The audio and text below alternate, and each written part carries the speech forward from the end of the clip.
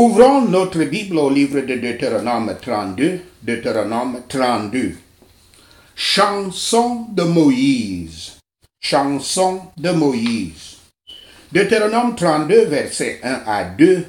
La chanson de Moïse. Verset 1. Il y a 7 thèmes dans la chanson de Moïse. Ces 7 thèmes nous amènent d'un passage de la grande bonté de Dieu à l'horrible péché de l'humanité et jusqu'à la grâce et à la bonté du Seigneur.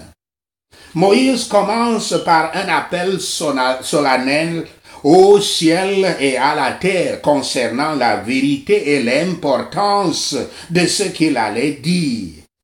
Sa doctrine est l'évangile, le discours de Dieu, la doctrine du Christ, la doctrine de la grâce et de la miséricorde par lui, et de la vie et du salut par lui.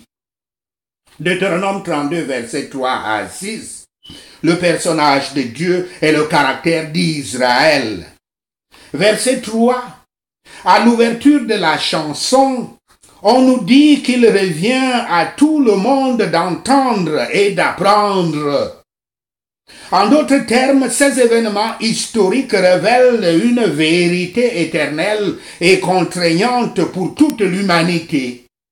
Ces paroles sont pour arroser la terre et donner un sens à toute la création. Car le Dieu de toute la création sera déclaré au monde entier. Ces paroles sont pour arroser le cœur de chacun de nous. Versets 4 à 10. Yahweh est décrit comme un rocher et aussi parfait et juste. Cette description est présentée à la différence de l'humanité au verset 5. La foi de son peuple est devenue si biaisée qu'il n'y a pas de ressemblance familiale avec leur père. Même avec la délivrance que Dieu a déjà fournie de diverses façons, les gens se rebellent encore, soulignant combien l'humanité est vraiment extrêmement insensée et infidèle. L'Écriture dit, il est un rocher, fin de citation. C'est la première fois que Yahweh est appelé ainsi dans l'Écriture. L'expression signifie la puissance divine, la fidélité et l'amour révélés dans le Christ et l'Évangile forment un fondement qui ne peut être changé ou déplacé, sur lequel nous pouvons construire nos espoirs de bonheur. Et sous sa protection, nous pouvons trouver refuge de tous nos ennemis et dans tous nos ennuis, tout comme les rochers de ces pays du Proche-Orient, de ces pays du nord-est africain, à l'abri des rayons du soleil brûlant, des températures et des forteresses de l'ennemi. L'Écriture dit, son travail est parfait, fin de citation. L'œuvre de la rédemption et du salut, dans laquelle il y a une représentation de toute la perfection divine, est complète dans toutes ses parties. Toute relation de Yahweh avec ses créatures est régie par la sagesse qui ne peut pas errer et une justice parfaite. Il est juste et droit. Il prend soin de ne perdre personne en lui. Une charge élevée est présentée contre Israël. Même les enfants de Dieu ont leur tâche, alors que dans cet état imparfait, ils ont des problèmes de communication, de communion avec Dieu. Car si nous disons que nous n'avons pas de péché, pas de place. Nous nous trompons nous-mêmes, pas de tâche. Nous nous trompons nous-mêmes en disant que nous n'avons pas de tâche. Mais le péché d'Israël n'était pas un péché habituel, notoire et non réprimé, qui est une certaine marque des enfants de Satan. Ils n'étaient que des imbéciles pour devoir abandonner leur miséricorde pour les vanités mensongères des peuples, des nations. Tous les pécheurs volontaires, en particulier les pécheurs en Israël, sont imprudents et ingrats. Tous les péchés des chrétiens qui ont déjà été dans les églises ne sont pas comparés avec les chrétiens des pécheurs qui n'ont jamais connu l'évangile. Ce sont des péchés des chrétiens, sont des péchés des gens imprudents, des gens ingrats. Deutéronome 32, versets 7 à 14. Les grandes choses que Dieu avait faites pour Israël. Verset 11. N'oublie jamais qu'Israël, dans l'Écriture, c'est toi l'élu de Yahweh. Au fur et à mesure que cette nation grandit et se développe dans des circonstances assez difficiles, Yahweh est là. La métaphore de l'aigle parle du soin parental, sage et aimant de Dieu. Comme un aigle, Yahweh reste prêt à les attraper au besoin, à les secourir au besoin. Verset 13. L'idée d'obtenir du miel et de l'huile du rocher suggère que même les endroits les plus stériles deviendront fertiles. Dans la bonté de Dieu, les gens seront bénis de manière miraculeuse. Moïse donne des exemples particuliers de la gentillesse et de la préoccupation de Yahweh pour eux. Le soin de l'aigle pour son jeune est un bel exemple de l'amour du Christ qui est venu entre la justice divine et nos âmes coupables et a porté nos péchés dans son corps sur l'arbre. Et par l'évangile, il a prêché et par les influences du Saint-Esprit, il agit et prévaut sur les pécheurs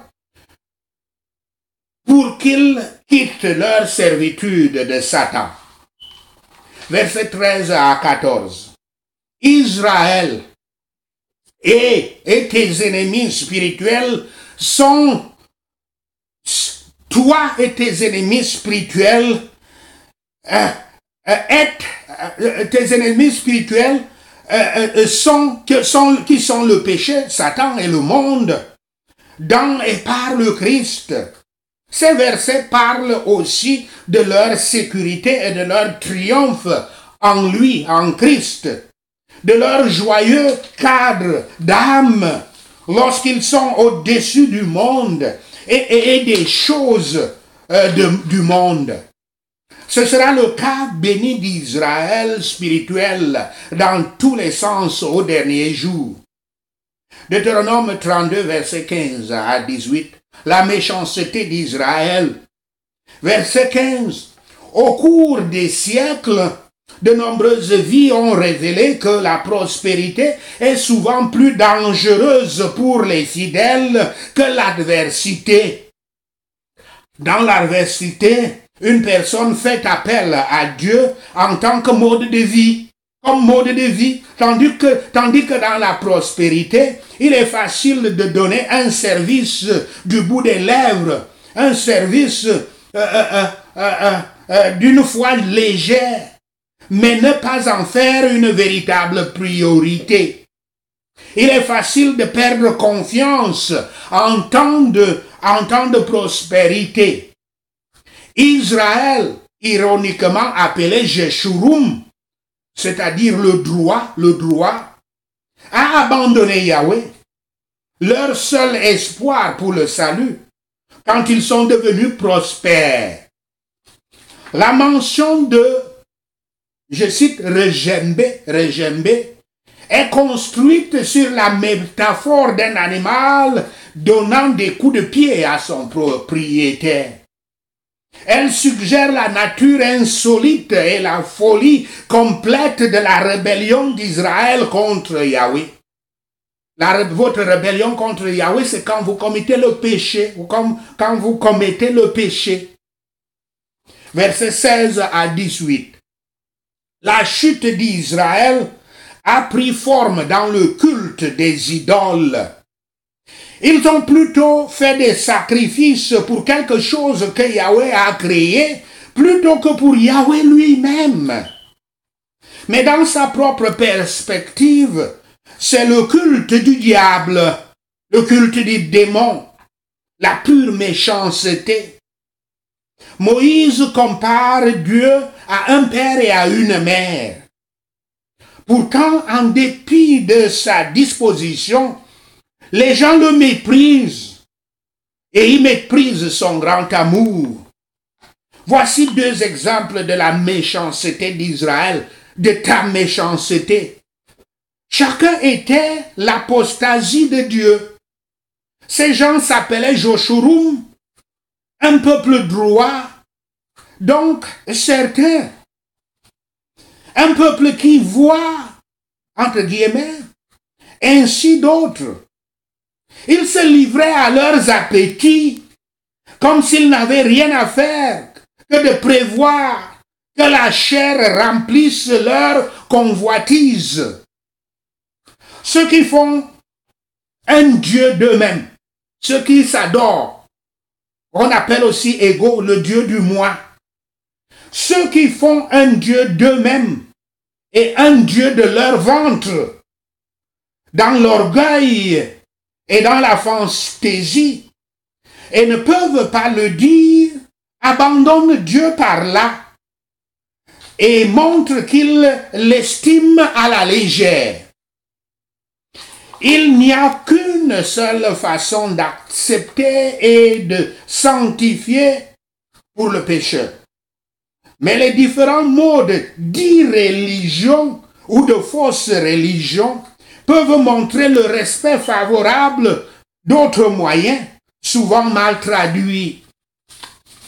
Quelle est la folie des idolâtres? Quelle est la folie des idolâtres qui abandonnent le rocher du salut et se livrent à la pierre de la perdition? Deutéronome 32, versets 19 à 25. Les jugements qui viendraient sur eux à cause de leurs péchés. Verset 21. Dans son indignation juste, Yahweh retirera sa présence et jugera Israël, c'est-à-dire toi, comme une nation étrangère. Cela signifie que Dieu pourrait avoir protégé Israël contre les attaques des ennemis environnants en raison du manque de fidélité d'Israël. Yahweh enlève plutôt sa présence, enlève plutôt sa protection. La révolte d'Israël a été décrite dans les versets précédents. Et voici les résolutions de la justice divine ici. Nous nous trompons. Si nous pensons que Yahweh sera moqué, que nous pouvons nous moquer de Yahweh, si nous pensons que Yahweh pourra être moqué par un peuple infidèle, le péché nous rend odieux devant le Saint Dieu. Voyez, ce mal que le péché fait est compté comme fous ceux qui se moquent de Yahweh. Ce sont des fous. Deutéronome 32, versets 26 à 38, la vengeance méritée retenue. Versets 30 à 33, la preuve du jugement surnaturel, du châtiment de Yahweh par d'autres nations, à travers d'autres nations, sera claire. Ceux qui viennent contre Israël auront une force et un pouvoir tel que seul Dieu pourrait être derrière eux. Ce jugement ne pouvait être attribué au Dieu pluriel, au Dieu des ennemis d'Israël. En fait, les ennemis qui exécuteront le jugement de Yahweh sur Israël sont aussi méchants que Sodome et Gomorrhe. Dieu permet au pire des pires à venir contre Israël, contre toi, afin que les gens puissent voir à quel point les Israélites sont tombés, à quel point tu es tombé. Verset 34. Bien que Yahweh utilise les ennemis d'Israël pour exécuter son jugement, il tiendra toujours ses ennemis responsables de leur méchanceté. Et puis, il les punira pour leur mal. Dieu utilisera leur mal pour châtier Israël, mais il ne tolère pas ce mal, ce châtiment. Verset 36. En jugeant Israël, Dieu aura compassion d'eux. Le jugement de Dieu ici est interprété par certains comme signifiant qu'il jugera pour eux ou les justifiera. Justification, c'est acceptation au royaume de Dieu. Pourtant, Israël ne connaîtra pas la compassion de Yahweh jusqu'à ce qu'ils abandonnent toute confiance dans leurs propres efforts et dans les faux dieux auxquels ils se sont tournés. Confiance dans leurs propres efforts, c'est le Dieu du moi, c'est l'ego. Confiance dans les faux dieux auxquels ils se sont tournés, c'est l'idolâtrie. Versets 37 à 38, Moïse appelle Israël à demander de l'aide, à ne pas demander de l'aide à la fausse aide, afin qu'ils comprennent clairement. Il leur demande de demander de l'aide à cette fausse aide des idoles, afin qu'ils comprennent clairement que ces dieux ne peuvent pas les aider. Le but de Yahweh en jugeant, en punissant Israël, en te punissant, n'est pas d'éteindre la nation, n'est pas de te tuer. Au lieu de cela, c'est pour amener le peuple à comprendre, c'est pour t'amener à comprendre qu'il n'y a pas de Dieu en dehors de Yahweh. L'idolâtrie et les rébellions d'Israël, tes rébellions, méritaient. Et la justice de Dieu semblait exiger qu'ils fussent détruits, que tu sois détruit. Mais il a épargné Israël, il t'a épargné. Et continue à témoigner encore de la vérité de la Bible et à calmer les incroyants.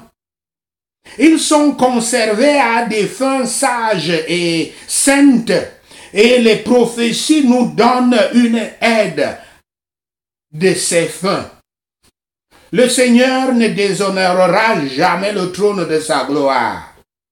C'est une grande sagesse et elle aidera grandement le retour des pécheurs à Yahweh, sérieusement à considérer leur dernier but ou l'état futur. Il s'agit ici particulièrement de ce que Dieu a prédit par Moïse à propos de ce peuple dans les derniers jours. Mais ceci peut être appliqué en général à tout le monde, aux églises, aux individus. Oh, que les hommes considèrent le bonheur qu'ils perdent et la misère dans laquelle ils vont plonger s'ils continuent dans leurs offenses. Quelle sera la fin de celle-ci, comme cela est dit dans Jérémie 5, verset 31. Car Yahweh abattra en temps voulu les ennemis de l'Église, tes ennemis, en désagrément contre leur méchanceté. Lorsque les pécheurs se considèrent comme les plus sûrs, ils tombent tout à coup dans la destruction. Et le temps de Dieu pour apparaître pour la délivrance de son peuple, c'est quand les choses sont au pire avec eux. Dieu laisse que les choses soient au pire avec toi pour que tu puisses réaliser que c'est lui seul qui peut te sauver. Mais ceux qui font confiance à un rocher autre que Dieu trouveront que ce rocher les a trompés quand ils en ont le plus besoin. Le rejet du Messie par la nation juive est la continuation de leur ancienne idolâtrie, de leur apostasie, de leur rébellion. Ils seront amenés à s'humilier devant Yahweh, à se repentir de leurs péchés et à faire confiance à leur médiateur pour le salut longtemps rejeté. Ensuite, il les délivrera et rendra prospères leur prospérité, on peut dire. Deutéronome 32, versets 39 à 43. Délivrance de Dieu pour son peuple.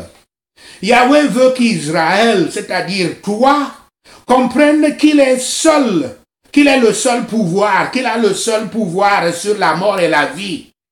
Il est le seul espoir de l'humanité, le seul pouvoir pour le salut et le seul Dieu en qui avoir confiance pour l'aide et la délivrance. Quand Israël, c'est-à-dire toi, viendra à cette réalisation, comprendra cela, alors Yahweh se vengera des adversaires de la nation, de tes adversaires. Le tournant sera la véritable repentance de la nation, ta véritable repentance. Cette conclusion de la chanson parle premièrement la gloire à Dieu, gloire à Dieu. Aucune évasion ne peut être faite de son pouvoir. Deuxièmement, il parle de terreur sur les ennemis. Terreur même pour ceux qui le détestent. La colère de Dieu est ici révélée du ciel contre eux. Troisièmement, il réconforte son peuple. La chanson se termine par ces mots de joie. Quels que soient les jugements, les châtiments portés sur les pécheurs, cela ira bien, ça va aller avec le peuple de Dieu. Deutéronome 32, versets 44 à 47, l'exhortation avec laquelle la chanson a été délivrée. Verset 46. Après avoir récité toutes les paroles de la chanson, Moïse dit aux gens de les considérer sérieusement. Si les gens méditent sur la certitude et la gravité du jugement que Yahweh apportera, cette chanson pourrait servir à dissuader considérablement leur rébellion. S'ils se repentent du péché qui est dans leur cœur en ce moment, Dieu leur pardonnera. La menace de la discipline de Yahweh est un avertissement pour qu'ils se détournent de leurs mauvaises manières. Cette crainte du jugement énoncée dans la chanson leur permettra aussi d'enseigner à leurs enfants la nécessité d'obéir aux paroles de cette loi. Voici la livraison solennelle de cette chanson à Israël, avec une charge à l'esprit de tous les bonnes paroles que Moïse leur a dites. Ce n'est pas un peu, mais une question de vie et de mort. Pense-le. Et tu es fait pour toujours. Néglige-le et tu es éternellement défait. Oh, que les hommes étaient pleinement si les hommes étaient pleinement persuadés que le christianisme est leur vie et même la vie de leur âme. Deutéronome 32, versets 48 à 52, Moïse monte au mont Nebo pour mourir. Moïse monte pour voir la terre qu'il avait auparavant dans sa vie quand il espérait entrer avec son peuple. En raison de sa rupture de la foi, dans Nombre 20, versets 8 à 12, la vue de la montagne de Nebo est aussi proche qu'il pourrait être de Canaan. Maintenant, Moïse avait fait son travail. Pourquoi voudrait-il vivre un instant de plus? Yahweh lui rappelle le péché dont il avait été coupable, pour lequel il était empêché d'entrer dans Canaan. Il est bon pour le meilleur des hommes de mourir en se repentant des infirmités dont ils sont conscients. Il est mieux ceux qui ont une perspective de croyance et un espoir bien ancré dans la vie éternelle au-delà de la mort. Ils peuvent mourir avec réconfort et facilité chaque fois que Dieu les appelle, malgré les péchés dont ils se souviennent d'eux-mêmes. Sachez cela et le Seigneur Yahweh vous bénira. Amen. Et à cette annonce, le 1er juillet, nous allons commencer notre programme annuel de prière et de jeûne. Pendant les dernières années, nous avons fait le programme de prière et de jeûne pendant 150 jours. Mais quand je suis allé devant le Seigneur pour lui demander des conseils